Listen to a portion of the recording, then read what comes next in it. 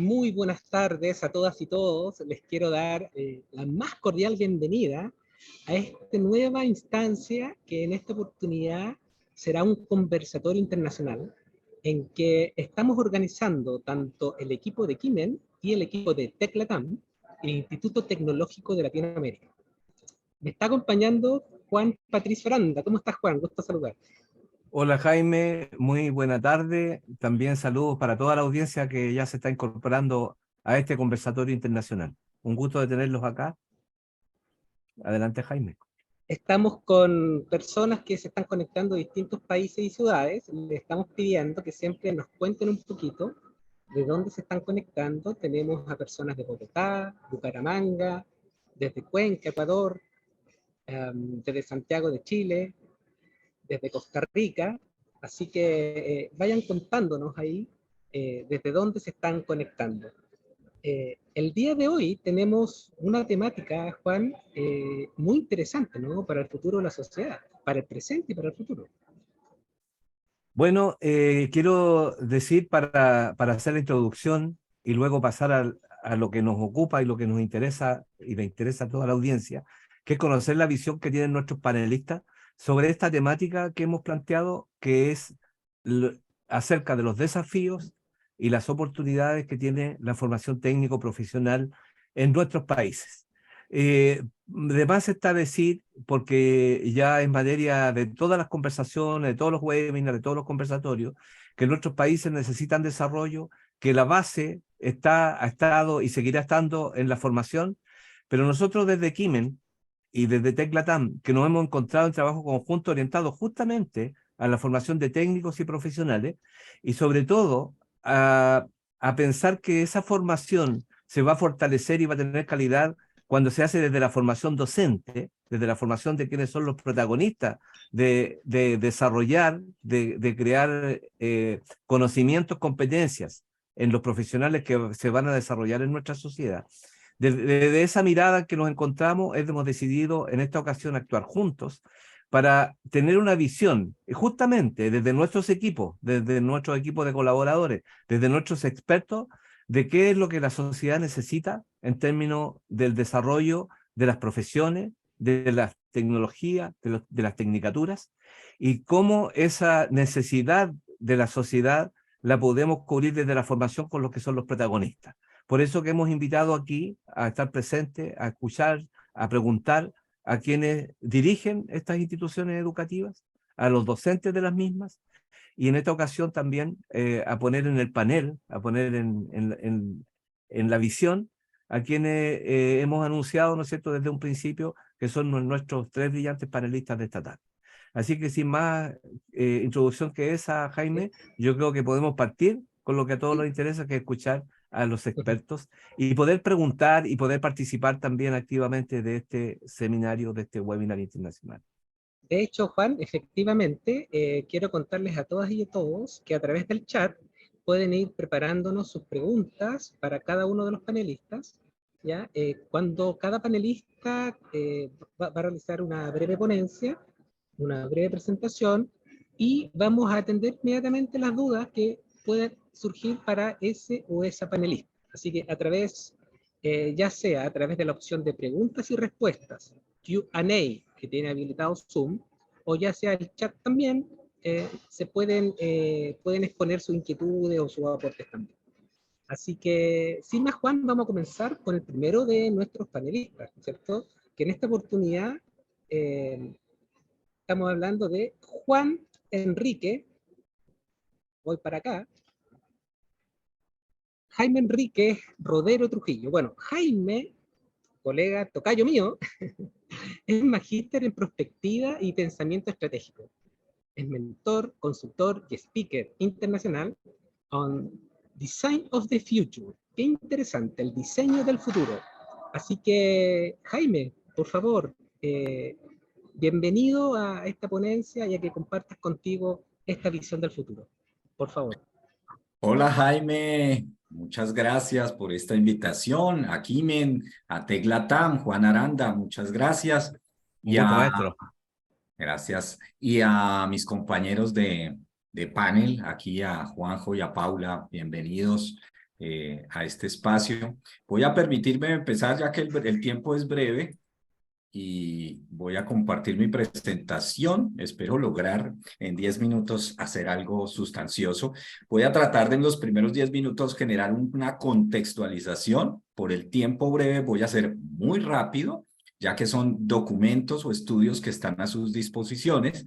Entonces voy a simplemente a mostrar para ir avanzando y poniendo un panorama contextual, para luego entrar a dejar algunos apuntes. Espero en la otra mitad de mi espacio de exposición lograr concretar algunos puntos que puedan servir para la dialógica de lo que buscamos, cuáles son las oportunidades de la formación técnico-profesional en el futuro. Entonces, iniciemos sin más preámbulos. en nuestro proceso de presentación. Entonces, en el contexto presente tenemos varios informes. Aquí cito uno del Foro Económico Mundial, que nos dicen que no están preparados los jóvenes para las demandas en el futuro. Pese a que están conectados todo el tiempo a dispositivos, en la mayoría de los casos, resulta que no tienen habilidades digitales. Es una contradicción muy interesante la que muestran los estudios. Entonces, hay escasez de competencias digitales y solo el 33% de los puestos de trabajo en el ámbito tecnológico están cubiertos por personas capacitadas, como nos muestra este estudio que hicieron en alianza con LinkedIn. Las empresas están sufriendo esa crisis de talento humano, como vamos a ver más adelante. Por otro lado, si no lo menciono, me puedo meter en problemas. Hay que hablar del sistema económico. ¿Qué está pasando? El Fondo Monetario y muchos estudios nos muestran qué es lo que va a pasar en los próximos años. Básicamente quiero resaltar que efectivamente todo lo que sabemos, pandemia, conflictos políticos y territoriales, están frenando la economía en sus procesos, sobre todo de logística de interconexión global. Y lo que nos muestran los estudios es que las economías emergentes serán las que estarán jalando el crecimiento mundial. Por ello, lo que algunos llaman los BRICS, ¿cierto? Países como Rusia y China están buscando aliados potenciales. Y Brasil, que está allí metido, está apalancando la entrada de Argentina a este equipo de países. Por otro lado, tenemos otro estudio que es el de los mercados del futuro, donde podemos ver cuáles serán las oportunidades de conocimiento que demandarán en los próximos años el contexto global, no solamente empresarial. Básicamente nos habla de tecnologías en agricultura, los temas de educación y formación de la fuerza empresarial, el tema de almacenamiento y producción de energía, el comercio digital, entre otros. Por otro lado, también tenemos que mirar las economías de los 5G, los países de mayor desarrollo. Ellos establecieron su propio ranking y aquí vemos que varía un poquito con el ranking global. Ellos le dan la apuesta sobre todo a inteligencia artificial, cambio climático y temas de salud, de cuidado, tecnologías para todos estos ámbitos. Ahí podemos estar viendo oportunidades en las que nosotros o nuestras instituciones educativas tienen espacios de formación en los próximos 10 años. Y para digamos, reafirmar lo que inicialmente nos mostraba el estudio de la web, este también nos muestra que el mayor obstáculo para el desarrollo de estas tecnologías es el tema del talento humano, como ustedes pueden verlo ahí en pantalla. La necesidad de infraestructura lo sigue, y el tema de las fusiones y alianzas público-privadas y manejo de finanzas entre el sector público. Esos son los mayores obstáculos que tenemos, que hay que mirar cómo los zanjamos, son retos para el futuro. Ahora, hablemos de la realidad ecosistémica. Aquí tenemos un mapa de los riesgos globales en los próximos 10 años, ¿cierto? En ese sentido, hay que mirar cuál es el triángulo que en el presente, ya hoy, nos está generando crisis. La parte de la erosión social, de la crisis de la erosión social, la identificación e intensificación de nuevos conflictos armados y el colapso de las cadenas de suministro. Eso hoy son los elementos más contundentes a nivel global que nos muestra el estudio, están generando las crisis a nivel global. Ahora, el triángulo se nos desplaza un poco en el mediano plazo y se trabaja en temas de confrontación geoeconómica, catástrofes naturales por temas ambientales y climáticos y la crisis del costo de vida. ¿Sí? Como sabemos, venimos de un año de inflación y los economistas dicen que este es un año de recesión, ¿no? Y vienen varios más. Y el futuro, ya a largo plazo, todos los estudios se centran en las crisis de los temas ambientales, o sea, todo lo que tiene que ver con cambio climático, pérdida de la biodiversidad, crisis de recursos naturales, todo en el largo plazo se centra en temas ambientales. Entonces, rápidamente, ¿esto qué nos muestra? Esto lo que nos está mostrando básicamente es que nos enfrentamos a un mundo con amenazas múltiples y policrisis, que es un tema que quiero dejar allí, que es muy importante para las conclusiones que vamos a sacar. Entonces, el clima y el desarrollo humano, dice la directora del Foro Económico Mundial, ¿sí? Dice que ella debe estar centrada en el desarrollo de los líderes políticos, pero que las crisis actuales no pueden socavar o dañar los empeños del tema del desarrollo humano y el cambio global. Es básicamente la frase que les cito allí de lo que está sucediendo hoy en Davos. Por otro lado, hay unos aspectos muy importantes que simplemente por temas de tiempo voy a dejar solo mencionados. Tenemos varios elementos. A corto plazo, en temas tecnológicos, la industria 4.0 está enfocándose en tecnologías verdes, inteligencia artificial adaptativa y computación cuántica en los próximos años.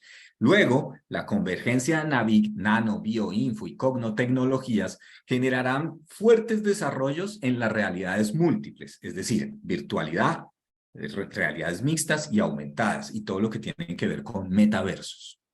Las biotecnologías, por otro lado, en temas naturales, algas, bacterias, células madre, trabajo genético y los nanobots, generarán desarrollos en sostenibilidad y transhumanismo.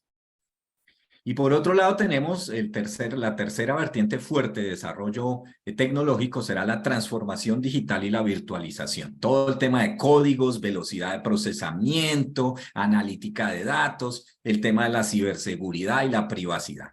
Todos esos temas estarán en el día a día en el futuro. Y las empresas, nos dicen los expertos, deben ir más allá de aplicar la tecnología y ser responsables, centradas y utilizar los elementos de tecnología para hacer desarrollos responsables y centrados en el ser humano para poder ser competitivas. Todo esto son pistas para ir tejiendo lo que quiero llegar. Me queda poco tiempo, así que voy a acelerar. El MIT desarrolló también su estudio, donde vemos tecnologías para reciclaje y manejo de energías, tecnologías de ADN, de desarrollo genético, lo que comprueba lo que les comentaba anteriormente, el tema de las astronomías, el turismo espacial, el tema del manejo energético y la movilidad sostenible, el tema de los órganos, todo el tema genética vuelve a sonar, ¿sí? A través de cerdos, células madre, incluso nanobots. La masificación de las tecnologías, por ejemplo, los drones militares saldrán a más bajo costo a partir de ahora, cosa que cualquiera pudiera comprarlos. El tema de la ruptura de la monopolización de los chips, que 2 o 3 marcas en el mundo manejan fuertemente estos mercados, ahora esto va a estar más abierto. Y, por ejemplo, la computación a exaescala, es decir, megamáquinas que hacen 1.000 millones de billones de cálculos por segundo. Quiero cerrar aquí la parte de contextualización con la inteligencia que crea imágenes, la inteligencia artificial. El año pasado tuvimos ya un premio en un concurso de arte a una inteligencia artificial, como ven en la imagen, que se ganó el primer puesto en un concurso de arte.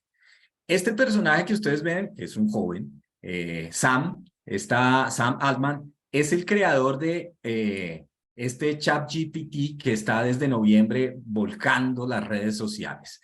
A través de OpenAI, desarrolla con su socio Elon Musk todo este tema del ChatGPT, Dile y Fenaki, por ejemplo, por citar algunos. Aquí voy a poner en el fondo algo que hace el Fenaki, es un ejemplo de Fenaki. Y esto se está usando no solamente para que los chicos jueguen en las redes sociales, sino también para leer el lenguaje de las proteínas y articular proteínas que aún no conocemos en la naturaleza. Entonces, este osito, ustedes como ven, este video ha sido generado por las instrucciones que ustedes ven ahí debajo. Las 4 o 5 frases que hay allí debajo se escriben en el chat e inmediatamente no, él procesa la información y crea este video. Entonces, ¿cómo transformarán estas cosas que hoy estamos viendo la formación técnico-profesional? Pues bueno, ya vemos que hay demandas por propiedad intelectual a estas inteligencias artificiales, por lo menos a sus creadores, porque se están usando imágenes de artistas para que las recreen la inteligencia artificial. Y por supuesto, aquí estamos hablando del futuro de la educación, ¿Qué está pasando cuando en Nueva York y otros lados ya los chicos entran y le escriben a una inteligencia artificial qué tarea le puso el maestro y en pocos minutos obtienen hecha la tarea? Entonces, tenemos algoritmos que ya pueden imitar tu caligrafía. Es decir, yo puedo mandar a hacer la tarea a esta inteligencia artificial, imprimirla en mi letra para que el maestro diga yo lo hice y entregársela al maestro sin que el maestro pueda darse cuenta, como hoy a través de software que podemos mirar la autoría, quién hizo y quién no hizo. Y por supuesto, la oportunidad económica es que OpenAI ya dijo, voy a cobrar el servicio porque me lo están demandando y estoy saturado. Entonces, esta frase, ¿se acuerdan cuando se pensaba que la causa de la estupidez colectiva era la falta de acceso a la información? Pues bueno, no era eso. Hoy lo que tenemos es acceso a la información. Nadie quiere apropiarse de esa frase para no meterse en problemas. Ya se me acabó el tiempo y no voy a sino empezar. Enrique, mis tranquilo, por pautas. favor. Gracias. Estimado, gracias, Enrique. No, termina, tranquilo tu ponencia, por Bueno, favor. voy a dar Muy las interesante. pautas que encuentro a partir de este contexto. ¿Qué atributos debe tener un personaje que pueda asumir esta situación global? Las policrisis, es decir, la interconexión sistémica que necesita soluciones holísticas, ¿sí? Necesitamos profesionales que asuman estas policrisis. Entonces, estos profesionales de las policrisis, que ya hay varios estudios que están diciéndonos, hey, esto se necesita asimilar de una manera distinta a lo que hemos venido haciendo, nos lleva a pensar quién es ese sujeto del mañana que tendrá que asumir estas policrisis cada vez más agudas. Pues bien, he tratado de mirar varios estudios para darles algunas características que encontré comunes en esos estudios, y con esto termino mi participación, y dejando una que otra, un tipcito de mi autoría. Entonces, básicamente lo que nos dicen es que se va a reemplazar la mano de obra que no genere valor. Lo que no genere valor, chao, chao. ¿Sí? Entonces, lo que genera valor va a mantenerse en las organizaciones. Entonces, necesitamos un sujeto, no sé si será técnico, profesional, si eso existirá aún en el futuro, en policrisis. ¿Sí? Este término ya viene de hace mucho tiempo. ¿Sí? Es un término que tiene una acepción griega ya conocida, pero básicamente, ¿qué características debe tener este sujeto? Entonces, debe ser pensador crítico y sistémico. Eso es clave porque si no, no entenderá las relaciones y las hiperrelaciones en los acontecimientos. Deberá poder establecer causas y consecuencias para hallar orígenes, ¿sí? Y deberá formarse por toda la vida. O sea, es un aprendiz de la incertidumbre de la vida y por toda la vida, ¿sí? Siempre andará en incertidumbre, o sea, la certeza será lo menos común. Y debe ser un colaborador networking, solos no vamos a poder hacer, eso es claro. Empático, pero ojo, aquí la empatía no es solamente a ese temita que hemos dicho de ponernos en los zapatos del otro, no, aquí es caminar con el otro. La empatía ya no es solo, ay, sí, siento tu dolor. No, no, ven cómo salimos de este dolor. Por otro lado, la parte sociotecnócrata. O sea, tiene que ser un tecnócrata, alguien especialista en dominar algo, pero que sea aplicado desde la sensibilidad social. Esas son modificaciones que debemos tener en nuestros percibir. Un pensador divergente. Por supuesto, no podemos seguir haciendo más de lo mismo. Yo solo estoy resumiendo ideas, ¿no? Aquí les dejo este libro, Pensar rápido, pensar despacio, de Daniel Kahneman, que nos muestra claramente qué es eso de un pensador divergente. Y un visionario del futuro. Todos tenemos que tener la capacidad de ver hacia adelante y poder traer al presente estrategias para movernos hacia ese futuro. Debe ser, algo que a muchos no les gusta escuchar, un pensador ético-moral, porque hemos generado mucha basura en la humanidad. Entonces, Andrés Malraux, un francés estadista, no es un sacerdote, no es un pastor, no, un estadista francés, artista, ministro de cultura, dijo, el siglo XXI será espiritual o no será, ¿sí? Ahora, respetando las espiritualidades, ¿no? Entonces, ¿quién es este tipo? Ahí está, esa es mi mejor definición que les puedo mostrar. Ahí tienen en la imagen claramente expuesto quién es. Uno diría, pero no hay nada. precisamente. Hay mucho y no hay nada. El marco te da un marco de referencia, es un personaje que debe traer luz a la oscuridad, es un personaje que debe tener lista su mente en blanco, pero con un marco de referencia muy bien estructurado para saber qué escribir sobre ese lienzo de su mente. Para mí debe ser una persona, dejar de hablar de sujeto, porque muchos estudios dicen este sujeto. Yo pienso que debe hablarse de una persona integral, polímata, polivalente. Y con esto voy cerrando. Polímata, porque como les decía, debe saber muchas cosas. Esto no es nuevo, esto viene desde Leonardo da Vinci, ¿cierto? Hay muchos estudios, hoy se están retomando muchos los estudios, hay varios estudios para los que queden curiosos con el tema. 3M publicó uno con De Busto sobre este tema. Y esta persona integral polímata también debe valerse y tener valor, como les decía. Si no agregamos valor, no. Entonces, debo ser polímata y polivalente. El polímata, les dejo este libro para que profundicen, me pareció muy bueno, Range, donde como un generalista logra sobrevivir en un mundo de especialistas. Es muy interesante lo que él propone desde la flexibilidad cognitiva. Al encontrarme con este libro, entendí por qué yo no era entendido y por qué no podía entender. Entonces eso ayuda mucho a romper bloqueos de lado y lado, ¿no? No solamente de allá para acá, sino de aquí para allá. Entonces este es el polímata por la policrisis y esta figura me parece espectacular para representar ese sujeto que tiene que tener una nueva arquitectura mental y trabajar juntos para encontrar soluciones que nos beneficien a todos. Para mí, Enrique, pienso que esa persona integral polímata polivalente se enfrentará a un mundo donde las cercas de saberes, de que yo soy técnico, yo soy profesional, yo soy posgrado, postdoctorado, hiper meta doctorado, se irán diluyendo, no desaparecerán como no ha desaparecido la radio ni la televisión, pero sí se diluirán. Y le dará más empoderamiento en su proceso de formación a este polímata polivalente.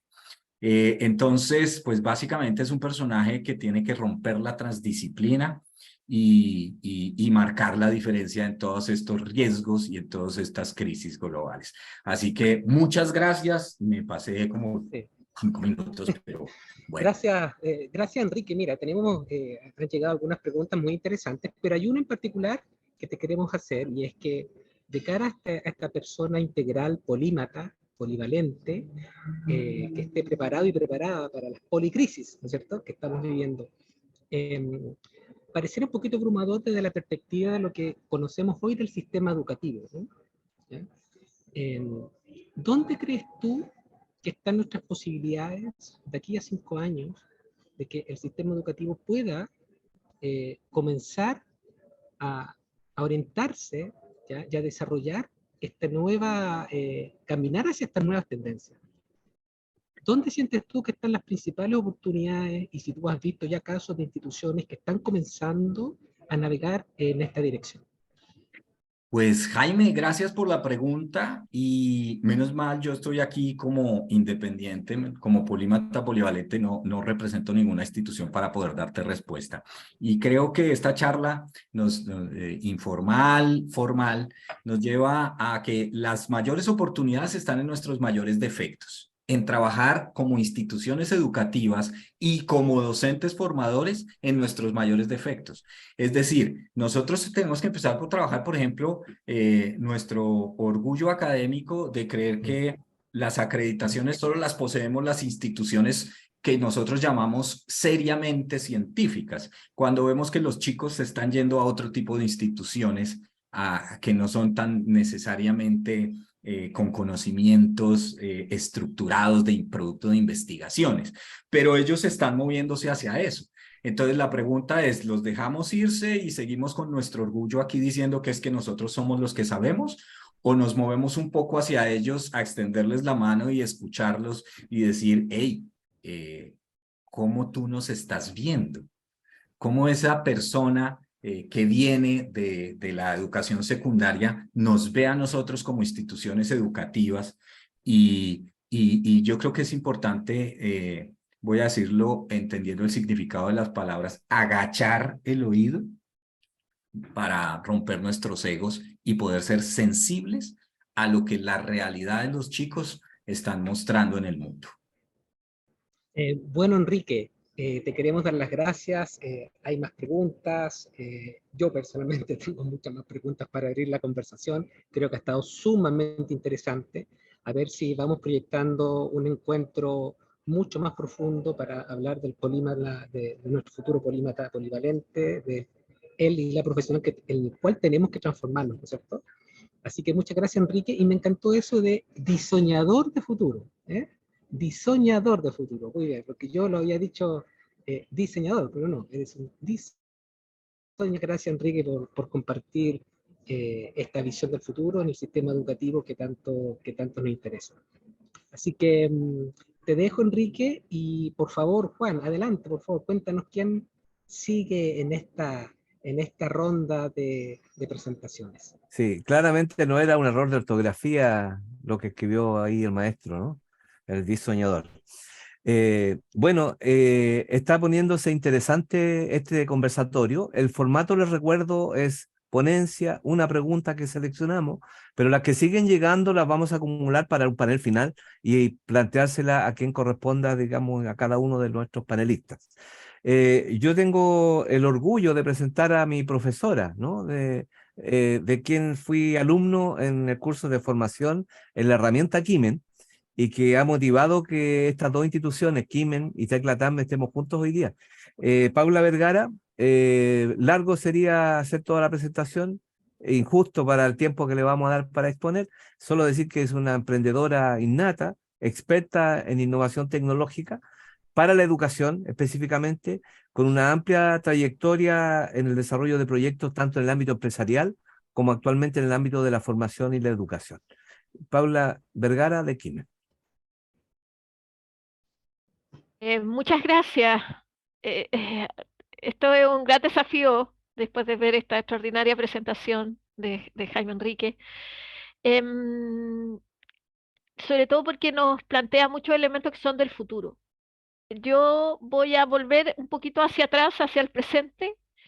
Quiero compartir muy humildemente desde el rol que cumplimos hoy día dentro del sistema educativo, ya como un prestador de servicio en el fondo o de un apoyo metodológico a la educación profesional, la mirada de lo que hemos visto. No tengo respuesta, pero a veces alguien que un poco está más afuera puede ver cosas del sistema que puede ser interesante y ese es el espíritu en el fondo. Voy a compartir lo que les preparé, también voy a tratar ahí de manejarnos dentro de los tiempos que nos hemos propuesto y espero que pueda ser interesante para todos ustedes lo que les he preparado. Efectivamente, el futuro, tal como lo mostraban, es complejo y hoy día hay que empezar a dar soluciones de temas que quizás no están tan claros o que se están recién visibilizando. Entonces, ¿qué hacemos hoy día que nosotros estamos en la formación técnica? ¿Cómo comenzamos a hacer este cambio, esta rotación de sentido? Y en ese sentido, yo creo que hay que tomar estos desafíos que en el fondo son oportunidades. Y a mí me da la impresión que los centros de formación técnica son instituciones mucho más eh, flexibles que otros estamentos de la educación y que pueden adaptarse, sobre todo aquellas instituciones que quizás no son tan grandes, pueden adaptarse mejor y aprovechar esto que para alguien puede ser una amenaza, pero también puede ser visto como una oportunidad. Ustedes saben que a veces las amenazas y las oportunidades son la moneda, son dos caras de una misma moneda.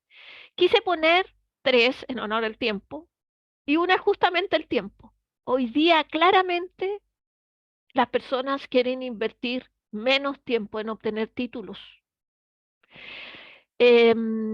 Tanto estudiantes nuevos que hoy día ven con pocas ganas de ingresar a una carrera de 6 años, de 5 años, sobre un futuro, y ahí viene la segunda, que es tan incierto, de profesiones que dicen que van a desaparecer, pero además de una percepción que tienen los jóvenes, sobre todo los jóvenes, pero también aquellos adultos que están buscando conseguir un título complementario a lo que ya tienen, a lo que vienen para mejorar sus condiciones. Hoy día esta incertidumbre es tal que quieren respuestas más cortas que sean de rápida aplicación. Ya no quieren 6 años, incluso ya no quieren 4 años. Ojalá poder obtener conocimiento. Y ahí uno claramente lo ve porque están surgiendo modelos de educación de 3 meses, de 6 meses, donde finalmente lo que avala es la experiencia del que enseña. Eso es lo que avala el modelo. Y yo no me capacito con una institución, me capacito con una persona. Y lo otro es el ajuste que requiere el mercado laboral de los profesionales. Uno ve, yo vengo del área de la industria. He estado en distintos tipos de industrias turísticas, desde artesanía, pero también de industria propiamente tal a lo largo de mi experiencia laboral. Y uno de los grandes problemas es que la mayoría de los problemas nuevos no hay, son tan nuevos que no hay respuesta. Uno, aunque contrate un experto, ese experto no es capaz de desarrollar una respuesta 100% funcional porque no conoce a cabalidad el entorno y la especificidad de esa empresa. Entonces, hoy día las soluciones pueden ser asesorados por expertos, pero deben ser construidas por el propio equipo de la empresa. Nadie conoce ese negocio como las personas que están ahí. Entonces, estos problemas requieren un enfoque distinto. Entonces, yo hoy día el conocimiento, aprender es fácil. Yo puedo incluso pagar como industria, si es que encuentro una brecha de conocimiento, lo puedo pagar. Pero si yo no tengo habilidades, eso es mucho más difícil y más complejo. Y yo creo que el tema de las habilidades hoy día debiera ser el foco. Uno puede ver, por lo menos en el caso chileno, que incluso hay cambios en los estándares que rigen la formación. No es solo una cosa que viene desde los estudiantes, también vienen de las instituciones rectoras. Yo tomé, revisando los criterios que tienen los sistemas de certificación, tomé un par de frasecitas como para que vayamos marcando por dónde va ese cambio. Por ejemplo, el énfasis en el desarrollo de habilidades prácticas, el aprendizaje como un proceso continuo, pero además donde hay reconocimiento y certificaciones y generamos una trayectoria. De alguna manera, hoy día estamos hablando de experiencia educativa, algo que surgió yo la primera vez que hablé de la experiencia, la escuché en el sector turístico, que las personas en el sector turístico no querían arrendar hoteles o ir a restaurantes, querían vivir una experiencia nueva. Y los lugares turísticos tenían que ofrecer experiencia. Bueno, yo creo que hoy día también los alumnos buscan una experiencia educativa que los haga crecer. Y hacia allá es probablemente donde tengamos que dirigirnos. Lo otro es que ahora hay que dar evidencia de que estamos haciendo mejora continua, de que no estamos repitiendo patrones año tras año, que el profesor usa los mismos ejemplos, las mismas estructuras todos los años y sin ir evaluando si eso efectivamente genera el aprendizaje esperado. Y cómo vamos mejorando y cómo vamos perfeccionando. Aquí puse, esto salió este fin de semana en Chile. Decía, la Universidad de Harvard dice que los escolares chilenos no son educados en habilidades sociales. Ahí hay una brecha y donde los institutos de formación técnica tienen mucho que decir. Y además de todo eso, que ya, bueno, podríamos estar discutiendo, hoy día el tema de la cultura de la convivencia respetuosa y calidad de vida es fundamental. Hoy día, después de la pandemia, el aumento de situaciones de convivencia al interior de las instituciones de todo nivel escolares han tenido una serie de eventos y de crisis, un aumento de la violencia, de la intolerancia, que hoy día hay que abordar, es también parte del trabajo de los centros de formación técnica. ¿Cómo trabajamos estos aspectos? También quisiera contarles que en este mismo sentido hay que empezar a trabajar las habilidades prácticas y las habilidades sociales y socioemocionales. Y aquí hemos determinado alguno. Hoy día es fundamental, aunque suene absolutamente reiterativo, la organización y participación del trabajo colaborativo. Hoy día las respuestas no las tienen una persona. Ya no podemos decir, por ejemplo, que los técnicos tienen que esperar las instrucciones de los profesionales y que ellos solo aplican. No, hoy día esto está cambiando, los equipos son multidisciplinarios, son mucho más horizontales y hoy día puede aportar la solución a un problema a alguien que quizás dentro de la cadena del organigrama esté mucho más abajo, pero como está directo sobre el problema, tiene una visión que nadie más tiene. Y eso hoy día las organizaciones necesitan adiestrar en esas habilidades porque trabajar colaborativamente no es fácil y tiene que ser entrenado. Bueno, bueno, resolución de problemas, diseño de soluciones nuevas. Hoy día los alumnos tienen que empezar a entender que hay ciertos parámetros de conocimiento, pero tal como se mostraba en la última imagen, una de las últimas imágenes del expositor anterior, hoy día hay más duda, hay más incertidumbre y por lo tanto hay que buscar y hay que proponer cosas distintas. Yo tomé el tema del pensamiento crítico orientado a la mejora continua. Y la gestión de proyectos. Yo hace un tiempo atrás escuché a un profesor que me dio mucha pena de alguna institución que no voy a nombrar, pero que me dijo, oye, pero ustedes lo que quieren enseñarle a los alumnos técnicos, oye, pero si son técnicos nomás, ¿cómo le van a enseñar esto si ellos no? ¿Cómo le va a enseñar de gestión de proyectos? Ellos nunca van a dirigir un proyecto. Lo encontré muy triste. Primero porque uno tiene un alumno que no sabe a dónde va a llegar, ¿sí? Pero aunque efectivamente una cantidad importante de alumnos no dirijan nunca un proyecto en una empresa, quizás lo puedan dirigir en su vida personal. Pero además, no puede ser que la única persona que sepa de gestión de proyectos de un proyecto sea el líder. La gestión de proyectos es un conocimiento que tiene que tener todos los componentes o todos los actores que participan en un proyecto. Hoy día, claramente, gestionar proyectos tiene que ser un conocimiento transversal y requiere habilidades. Finalmente, he puesto también el tema del emprendimiento, porque además en el sector técnico muchas salidas laborales no van a ser no son de empleo, sino que son de emprendimiento. Entonces, también ahí el desarrollo de cómo aportar valor, porque incluso hoy día leía a alguien que hablaba de el desarrollo de marcas personales. La gente tiene que gestionar su ruta laboral, aunque trabaje de manera en determinado momento en una figura de contrato. Pero ya nadie, o cada vez menos, vemos gente que esté 30 años en una institución. Y los jóvenes hoy día buscan como ir incorporando o participar en un empleo y después irse a otro lado a aprender otra cosa. Ya no vemos esta necesidad y esta búsqueda que era mucho más frecuente en mi generación, de ojalá encontrar un trabajo y quedarse toda la vida en ese trabajo.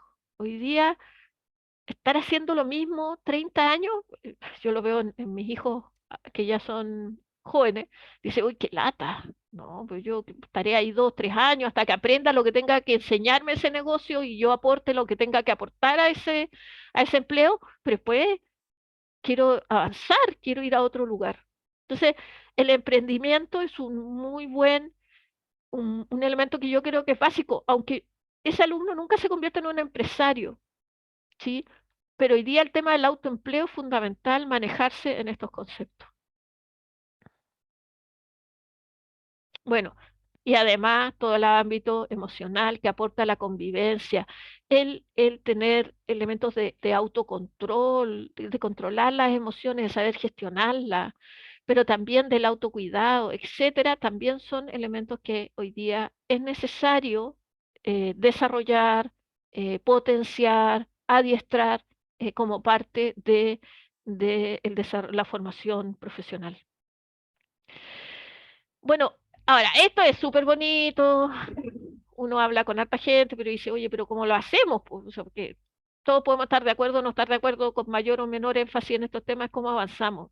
Y aquí yo creo que las maneras más tradicionales que yo he conocido, por lo menos en las instituciones, que hay un equipo de mejoramiento académico que decide, oye, podríamos usar esta metodología y genera la desarrolla y finalmente intenta transferirla a los docentes para que la implementen, pero eso requiere una serie de complejidades de tiempo, de condiciones laborales de los propios docentes, que no siempre nosotros tenemos docentes, toda la gama de docentes son todos contratados de manera completa, por lo tanto tienen asignadas horas y tiempo para capacitación.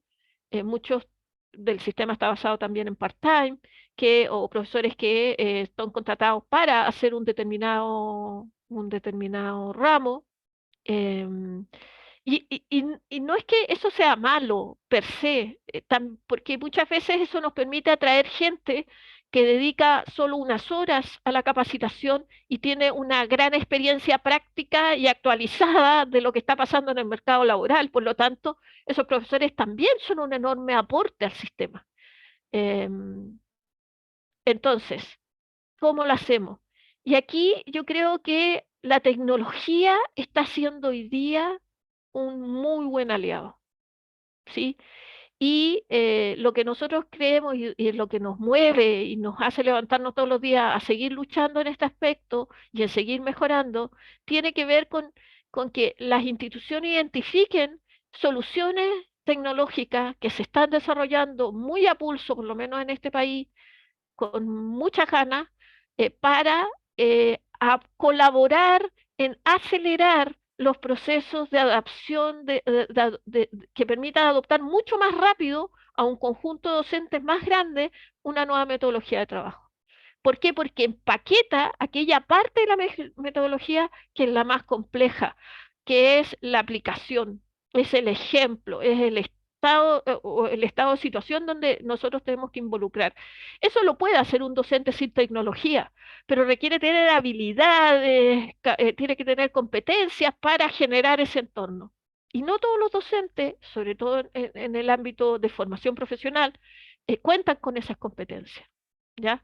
Entonces, si uno logra identificar tecnología, lo que va a permitir es centrar la mirada en, por ejemplo, identificar tecnología que ya apliquen metodologías que están reconocidas en el mundo laboral. La industria, en algunos aspectos, avanza a veces más rápido de lo que avanza la academia. Entonces, muchas veces hay temas que hay que enseñar que ya hay metodología que está avalada por la industria. Entonces, quizás ahí pueden hacer un buen empate. Lo segundo es que hay que darle el protagonismo en el proceso de aprendizaje al alumno. Eso es así, porque tal como yo les decía que hoy día hay una exigencia por tener una experiencia educativa, y tal como recién contaba Jaime, que ahora puede haber software que te hagan la tarea, bueno, hay que dejar de hacer tareas por tarea, hay que buscar formas de que el alumno presente aplicaciones concretas eh, de lo que quiero que aprendan, eh, que no permitan esta cosa de hacer informes estructurados, que realmente impliquen que el alumno se comprometa con el desarrollo de soluciones o de pequeños modelos y sea un actor mucho más relevante. Y ahí pone el foco, además, en que los docentes cada vez más vayan pasando de un rol de capacitador, que son como el responsable de saber todo lo que hay que saber para este tema, a ser un facilitador del aprendizaje. En reconocer que hay muchos temas que sus alumnos saben más que ustedes. Muchísimo. Y que en vez de sentirse agredidos porque esos alumnos tienen ese conocimiento práctico, en la parte tecnológica sobre todo, lo vean como una oportunidad y donde ustedes tienen un aprendizaje que transmitir, que está basado en la experiencia, que está desde el punto de vista ético, desde el punto de vista eh, de ver quizás el tema mucho más en amplio, en poder ser más sistémico, que los jóvenes necesitan. Por lo tanto, podemos integrarnos. Entonces, ese cambio de rol de los profesores de capacitador a facilitador, yo creo, del aprendizaje es mucho más significativo. Y hace además que el profesor se canse, o sea, hay que diseñar, hay que trabajar, yo no digo que sea menos trabajo, pero en la práctica es un trabajo que es mucho más entretenido y que finalmente el ver cómo pueden impactar en los alumnos puede ser quizás mucho más significativo. Y en ese ejercicio de ir implementando estos cambios, nosotros como Kimen queremos ser un aliado, queremos ser un partner. Nosotros también estamos en este proceso de mejorar, de ver cómo lo hacemos mejor cada semestre, cada periodo académico, que podamos entregar una mejor respuesta. Y Kimen es un simulador de proyecto, es una herramienta educativa para el desarrollo de estas habilidades de gestión, de emprendimiento, cognitivas, socioemocionales.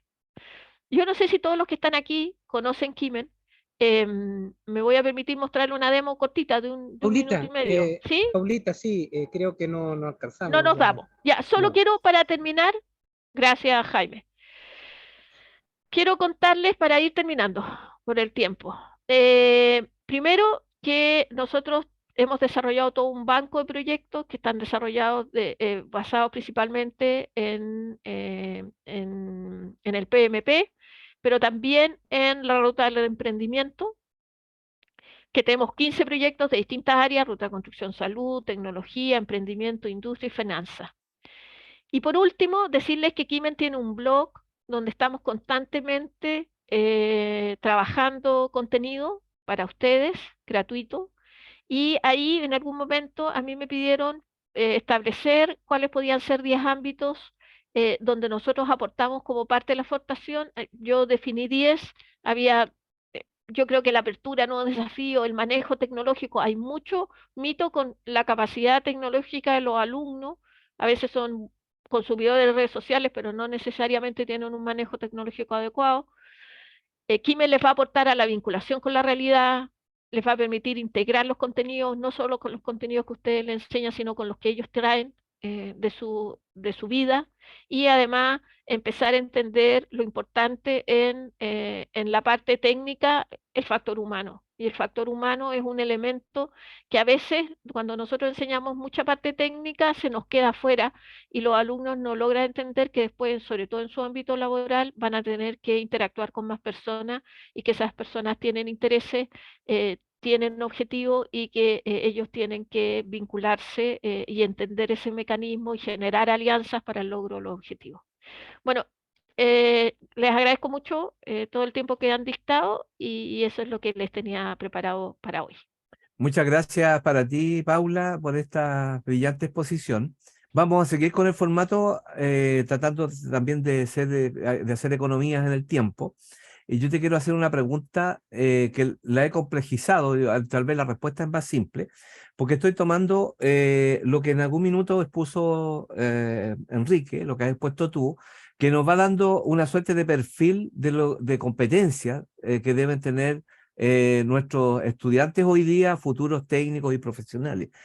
Desde allí, más una pregunta que hacía María Jesús, que le preguntaba a Enrique, 3 sugerencias a los docentes de educación superior para formar este constructo nuevo, ¿cómo le llamaba? El polímeta polivalente.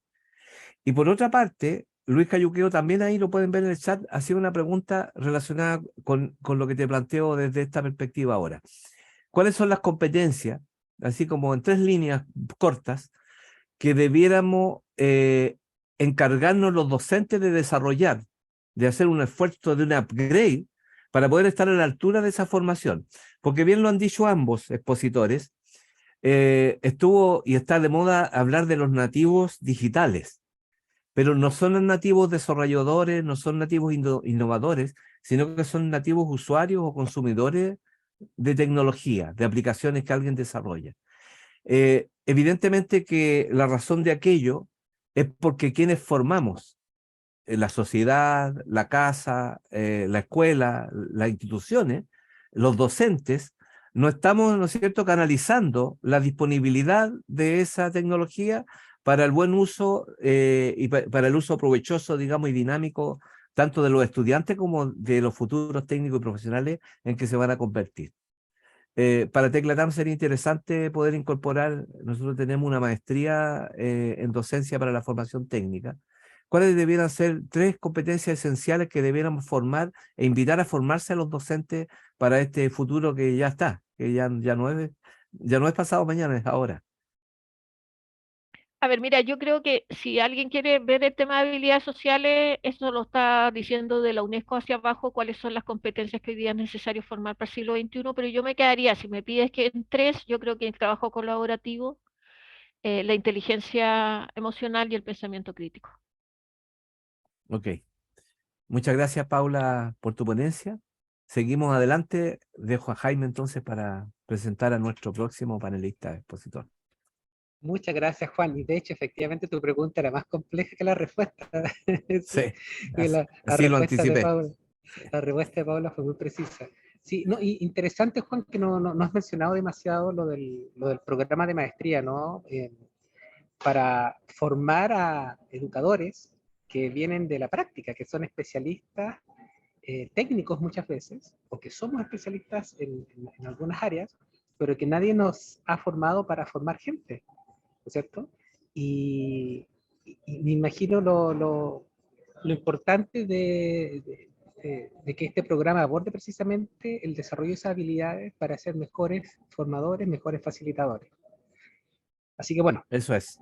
gracias, Juan. Entonces tenemos a nuestro tercer panelista.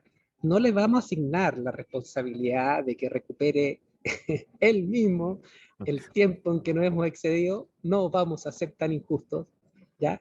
Sino que por el contrario, vamos a dejar con el tiempo que definitivamente, ¿ya? Que definitivamente se merece nuestro próximo invitado.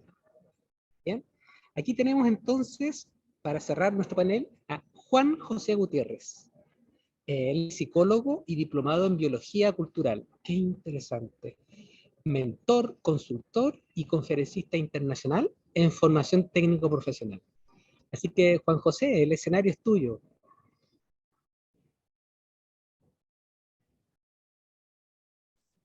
Estás en silencio, Juan José.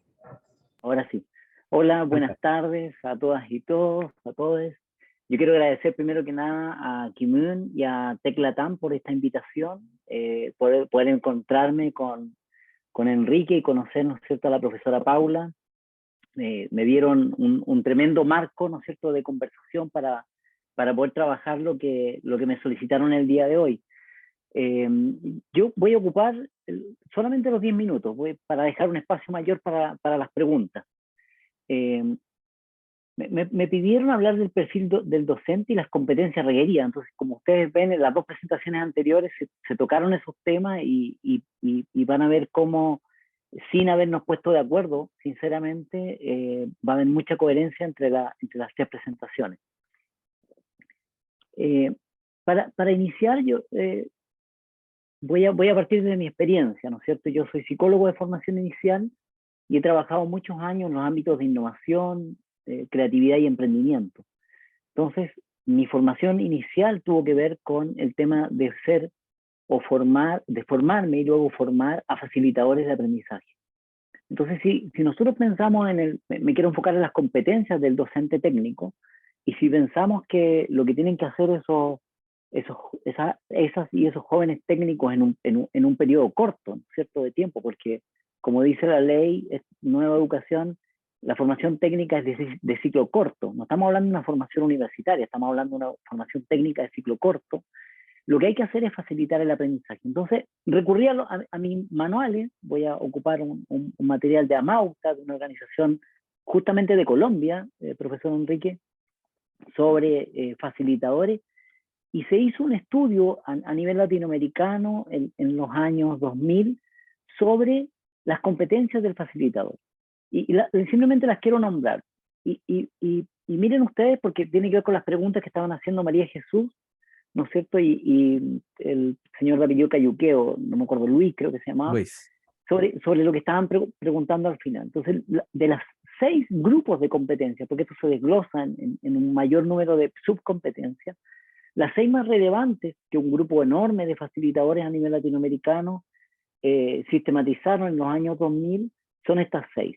Primero, la persona que quiera facilitar aprendizaje tiene que mantener su crecimiento profesional.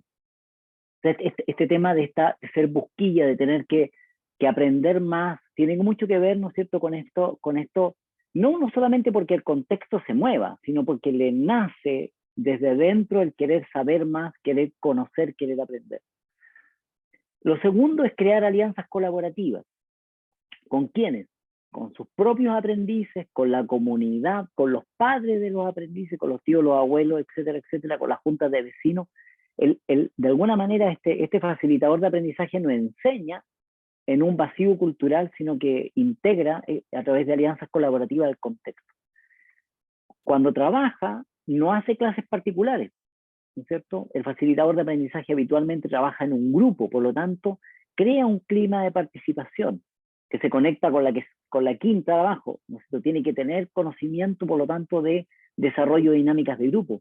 No puede pensar que no hay un grupo ahí. No es lo mismo un curso en primer año, primer semestre, que en segundo año, segundo semestre, ese grupo ya está terminando, ya le queda nada. En 2 años ya terminó su primera parte en un CFT. No es lo mismo un grupo vespertino que que estudia en la noche y trabaja durante el día a un grupo recién egresado del liceo, ¿no es cierto? No es lo mismo un grupo en que hay personas adultas con jóvenes. Entonces él tiene que aprender a crear un clima de participación. Esa es una competencia sumamente relevante. Tiene que utilizar métodos y técnicas multisensoriales. Y aquí nos vamos a ir ahora a las digitales y todo, pero llega un momento en que también ocurre lo presencial. Y cuando ocurre lo presencial, lo presencial no puede ser la charla. Tiene que ser un laboratorio, tiene que ser un motor, tiene que ser, la parte técnica tiene que estar viva ahí. Entonces yo creo que tenemos que pensar cada vez más las industrias donde van a ir a trabajar los técnicos como nuestras futuras salas de aprendizaje. ¿Y cómo se hace eso? Generando alianzas colaborativas con estas organizaciones donde yo quiero que mis técnicos finalmente trabajen. Bueno, tiene que ser un experto en desarrollo del grupo, los grupos van pasando por procesos, hay diferentes tipos de liderazgo, tiene que conocer de eso porque va a tratar de facilitar aprendizaje en grupo. Y él tiene que asegurar una vida de integridad, tiene que desarrollar habilidades éticas, ¿no es cierto?, y para poder avanzar en esa línea. Otra fuente de inspiración fue, dije, ¿sabes qué? Hacía tiempo que no hacía una conferencia como esta, con Juan Aranda, que estábamos metidos en este tema no sé si le pasó a usted lo de COVID, pero a nosotros nos pasó. Entonces uno hacía webinar casi todos los días y todo, pero como no lo hacía hace un tiempo, dije, voy a hablar de educación técnica, hace tiempo que no converso de esto particularmente, y busqué a un antiguo amigo, el año 2018 tuve la oportunidad, pre-pandemia, de trabajar con él, que es el profesor Eduardo Cortés. Este profesor trabaja en el área técnica y fue Global Teacher Prize en 2017. Nosotros lo trajimos para que nos ayudara en una conferencia, cuando estábamos haciendo una consultoría en un liceo, y de ahí quedamos conectados. Hoy día es académico de la Escuela de Educación, y fíjate que está haciendo su doctorando en Educación y Sociedad en la Universidad Andrés Bello en perfil de los docentes TP. Entonces yo creo que sería una persona interesante para Kimun, para Teclatam y para las personas que hoy día están acá, contactarlo a él. Ahí voy a dar su dato. Tuvimos una amena conversación en estos días y voy a tratar de resumir 2 o 3 cosas que él me dijo. Lo principal es que él miraba, ¿no es cierto?, y que también yo comparto la necesidad de distinguir entre educación e instrucción. Entonces las competencias para dar instrucción son diferentes a las competencias para dar educación. Y lo que se espera hoy día de un profesional TP no es solamente que dé instrucción, la instrucción técnica, sino que haga un proceso formativo que es de educación, en el amplio aspecto de la palabra. Entonces, achicando esto de la educación, reflexionamos, ahí está su Instagram, profe Cortés, reflexionamos sobre 3 temas. Primero, la identidad. El profesor TP muchas veces viene directamente de la industria a trabajar en nuestros centros de formación, pero él no puede pensar, ¿no es cierto?, que va a traer la cultura empresarial antigua, siglo XVIII, que hay en las empresas hoy día, sobre todo en Chile y en Latinoamérica, que lo va a llevar al espacio formativo. El espacio formativo se maneja de manera diferente. En el espacio laboral hay muy poco trabajo colaborativo, los roles están súper asignados y todo, pero cuando él entra como docente, él tiene que trabajar en una comunidad de aprendizaje, tiene que trabajar con otros profesores colaborativamente, tiene que saber qué hizo el docente anterior, tiene que saber lo que va a hacer el que viene, etcétera, etcétera. Un segundo aspecto tiene que ver con la reflexión. Tiene que estar reflexionando y tiene que estar haciendo reflexionar al centro donde él va. Es la conexión con el centro. Nosotros hablábamos con el profe Cortés estos días, cuando lo entrevisté para preparar esta conferencia, y él decía, mira, interesante lo de electromovilidad en Chile. Ya está la ley, ¿no es cierto? Entiendo que están los procesos de ley para 2035, todos los autos van a ser eléctricos en Chile. 2035 está aquí a la vuelta de la esquina, digamos. ¿Y qué va a pasar? ¿Dónde están los planes formativos para electromovilidad? ¿Cuáles son los expertos? O sea, lo que él tiene que hacer es hacerles reflexionar a sus estudiantes sobre eso. Tiene que hacerles la pregunta, pero también la tiene que hacer a su jefe de carrera, al rector del instituto, ¿no es cierto?, a los socios colaboradores. O sea, el docente TP tiene que hacer ese espacio de reflexión. Y finalmente, tiene que integrarse a una comunidad. O sea, tiene que darse cuenta de que cuando él va a hacer clase en un instituto, él entra a una comunidad educativa que tiene valores, que tiene una visión, que tiene un credo, que tiene principios, que fue creada, que es privada, que es pública, etcétera, etcétera, que tiene un sello religioso, ¿no? Entonces, le quiero agradecer a Eduardo, ¿no es cierto?, por esta entrevista que me dio, porque me permitió preparar algo más cercano a la usted. Entonces, pero también, segundo paso, si nosotros miramos al docente como un profesional que modela una cultura, y lo tocábamos con el profe Cortés, lo que el técnico como docente profesional tiene que venir a enseñar es lo último que está pasando a nivel de cultural en nuestras organizaciones. Y qué mejor que Tom Peters, Tom Peters, el libro clásico de él en administración y que mueve las empresas, se llama En busca de la excelencia. Esto fue el 2020 y él escribió su último libro que se llama Excelencia Ahora, como un grito de urgencia. Y voy a ocupar 2 láminas sacadas de él. Él dice que la excelencia no es una montaña que hay que subir. La excelencia son los próximos 5 minutos. ¿Sí? La excelencia son la próxima conversación. ¿Sí? Lo que tú vas a hacer con tu familia, lo que vas a hacer con tu hijo, lo que vas a hacer con tu pareja, lo que vas a hacer con tus estudiantes. O sea, para un docente que quiera trabajar y traer la cultura de una organización excelente, él tiene que estar preocupado en el presente, tiene que hacerse cargo de eso. Y esto es algo que a las empresas les cuesta entender, y es súper clave que el docente que viene de una empresa comprenda que hoy día lo duro es lo blando. O sea, los números, los planes, los organigramas son lo blando. Y lo blando, las personas, la relación y la cultura, es lo duro. Entonces, ya lo dijeron los 2 panelistas anteriores, tenemos que el profesional que viene a hacer clases a un instituto está súper fuerte en lo duro, ¿sí? En los planes, en los programas, en la técnica y todo. ¿Dónde tiene que formarse más? En lo blando, que va a ser lo duro del futuro, ¿no? Manejo de la incertidumbre, creatividad, competencias psicosociales, etc. Tom Peters plantea esto para los líderes. Imagínate, esto es lo que Tom Peters plantea, que es el padre de la administración, en su libro final, que se llama Humanismo Extremo. Ahí le estoy dejando la guía. Dice que los líderes tienen que ser amables, cariñosos, pacientes, que tienen que perdonar, que tienen que estar presentes y tienen que ser positivos. ¿Qué menos se tiene que esperar para un docente TP? ¿Imaginas a un docente TP amable, cariñoso, paciente, que perdona, que está presente, que es positivo? Y ese es el libro. Para cerrar, me voy al último libro, como docente, como líder o lideresa. Y aquí me quiero basar en Deepak Chopra, y estas son preguntas que Deepak Chopra plantea. Entonces, yo me quedaría con esto. Cuando nosotros pensamos en un docente, yo le haría estas preguntas al docente, que responda a estas preguntas. ¿Cuál es mi contribución en la vida? ¿Cuál es el propósito de lo que hago? ¿Cómo me siento cuando tengo una experiencia cumbre? ¿Quiénes son mis héroes, mis heroínas de la historia, de la metodología, de la ficción, de la religión? ¿Qué cualidades busco en mi mejor amigo? ¿Cuáles son mis habilidades o talentos excepcionales? ¿Cuáles son las mejores cualidades, ¿no es cierto?, que manifiesto en mis relaciones interpersonales.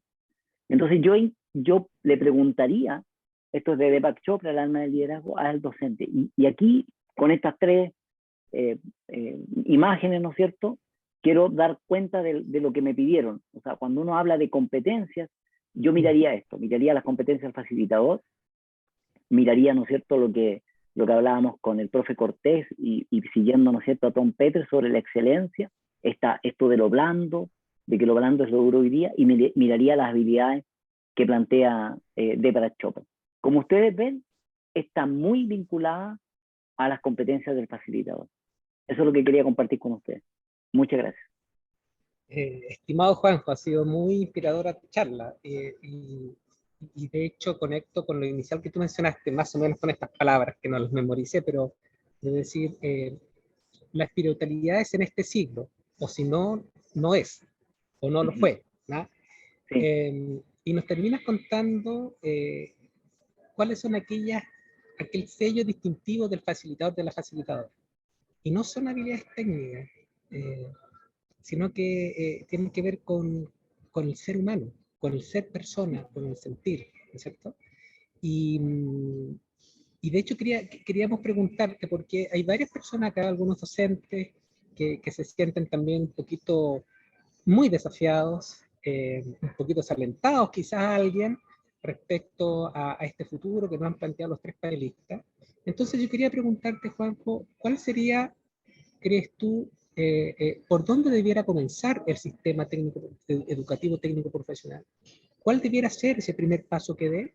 Y también, ¿cuál debiera ser el primer paso que pueda dar un docente como cualquiera de quienes están aquí conectados y conectadas ahora? Sí, mira, yo creo que los primeros pasos, bueno, yo abrazo absolutamente lo que planteaba Enrique sobre este profesional polivalente, ¿no es cierto?, que se hacía cargo de las policrisis, y Paula Vergara, ¿no es cierto?, de Quimen, terminó hablando del docente facilitador. No estaba preparado, pero está así. Y yo creo que lo primero tiene que ver con el tema de su crecimiento profesional. O sea, yo soy fan de TED, digamos, hay unas charlas TED ahora muy potentes que hablan, digamos, de sentirse vulnerable, ¿sí? Los jóvenes no esperan un sábelo todo en la clase, esperan un ser humano vulnerable, ¿cómo se dice?